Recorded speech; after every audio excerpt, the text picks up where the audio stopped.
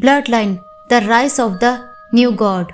Black Hollow की सुबह अब भी खून के धब्बों से सनी हुई थी, लेकिन वो खून किसी और की ताकत से उभरकर अब एक नए खौफ की तरफ सामने आ रहा था। एरिक अब वैम्पायर गॉड बनने के करीब था और एलिस के पास एक आखिरी मौका था। उसे अपने साथी को बचाना था या फिर उस पर तलवार उठानी थी। क्या वो उसके भीतर इंसानियत को जिंदा रख पाएगी या ब्लड लाइन का अभिशाप हमेशा के लिए अंधेरे में छिपा रहेगा।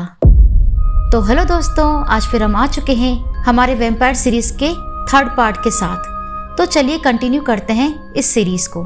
उससे पहले आपसे एक रिक्वेस्ट है, अगर आप इस चैनल पर नए हैं तो प्लीज चैनल को सब्सक्राइब करें। तो बिना कोई देर किए शुरू करते हैं।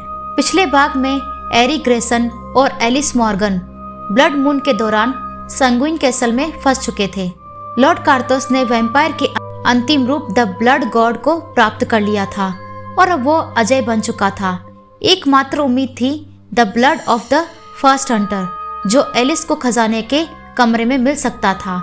लेकिन वहां उसका सामना उस वैम्पायर से हुआ जिसने उसके माता पिता की हत्या की थी। अब समय खत्म हो रहा था। खून का बदला खून। खजाने के कमरे में अंधेरा था, लेकिन एलिस की सांसें तेज चल रही थी। उसके सामने खड़ा वैम्पायर ड्रेवन मुस्कुरा रहा था। इतने सालों से इस पल का इंतजार कर रहा था। एलिस, अब तेरा भी वही हश्र होगा जो तेरे माता पिता का हुआ था। एलिस की आंखों में खून उतर आया। वो अब डर में नहीं थी, वो बदला लेना चाहती थी। उसने अपनी सिल्वर ब्लेड निकाली और ड्रेवन की ओर झपट पड़ी, लेकिन वैम्पायर की गति ज्यादा थी। उसने एलिस को दीवार पर फेंक दिया। तू एक इंसान है और मैं अमर, और तू मुझसे नहीं बच सकती। लेकिन एलिस मुस्कुराई। मेरे पास एक आखिरी पत्ता है। उसने अपनी जेब से एक छोटी कांच की बोतल निकाली जिसमें पवित्र जल था। ड्रेवन ने हमला करने के लिए छलांग लगाई, लेकिन एलिस ने पूरी ताकत से पानी उसके चेहरे पर फेंक दिया। वैम्पायर की चीखें पूरे कैसल में गूंज उठी। उसकी त्वचा जलने लगी और वो जमीन पर गिर पड़ा। एलिस ने बिना रुके सिल्वर ब्लेड उसकी छाती में उतार दी। ड्रेवन का शरीर राख में बदल गया। एलिस की आंखों से आंसू झलक आए, लेकिन अब समय नहीं था।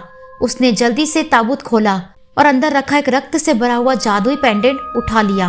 अब वो दौड़ती हुई एरिक के पास वापस आई। एरिक घुटनों पर था। लॉर्ड कार्तोस ने उसे दीवार पर कई बार पटका था। तो बस अब एक मरता हुआ कीड़ा है ग्रेसन। लेकिन तभी एलिस आई। ग्रेसन, इसे पकड़ो। उसने वह जादुई पेंडेंट उसकी ओर फेंका। एरिक ने उसे पकड़ा और अचानक उसकी आंखों में अजीब सी रोशनी चमकी। जैसे ही the blood of the first hunter उसके शरीर में समाया, उसकी शक्ति 10 गुना बढ़ गई। कार्तोस ने अपना अंतिम हमला किया। उसने अंधेरे की पूरी ताकत से एक ब्लड वेव छोड़ी जिससे पूरा कैसल हिल गया। लेकिन एरिक अब और तेज था। उसने अपनी तलवार को ब्लड हंटर के रक्त से भिगोया और सीधे लॉर्ड कार्तोस के सीने में घोंप दी। कार्तोस ने चीखते हुए आसमान की ओर देखा। नहीं, ये संभव नहीं है। उसका शरीर धीरे धीरे जलने लगा। पूरी हवेली लाल रोशनी में डूब गई। ब्लड मून टूटने लगा और अचानक सभी वैम्पायर्स राख में बदल गए। ब्लैक होलो गांव बच चुका था। गांव अब शांत था। एलिस और एरिक ने राहत की सांस ली। ये खत्म हुआ, एलिस ने कहा। लेकिन तभी एरिक ने अचानक अपनी छाती पकड़ ली। ग्रेसन, क्या हुआ? एरिक के हाथ खून से लाल हो गए थे, लेकिन ये उसका खून नहीं था। उसकी आंखें धीरे धीरे काली होने लगी। ओह नहीं! एलिस का चेहरा डर से सफेद पड़ गया। The blood of the first Hunter, उसने तुझे भी बदल दिया। क्या एरिक अब नया ब्लड गॉड बन चुका है? क्या एलिस उसे रोक पाएगी या ब्लैक होलो का अभिशाप कभी खत्म नहीं होगा? अगला भाग जल्द। Blood line the rise of the new god. Black Hollow का खौफ अब फिर से जाग चुका था। एलिस ने अपने दिल में एक भारी दर्द महसूस किया।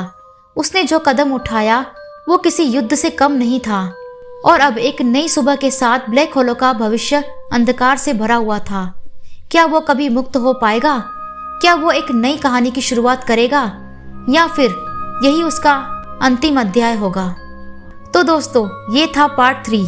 आगे क्या होगा ये देखने के लिए जुड़े रहें हमारे इस वैम्पायर सीरीज के साथ। तब तक के लिए गुड बाय। मिलते हैं फिर अगली वीडियो में। अगर आपको ये वीडियो अच्छी लगी हो तो प्लीज़ वीडियो को लाइक करें, कमेंट करें और शेयर करें। और हाँ, सब्सक्राइब करना ना भूलें। ऐसी ही और डरावनी कहानियाँ देखने के लिए हमारे चैनल से जुड़े रहें। Thanks for watching.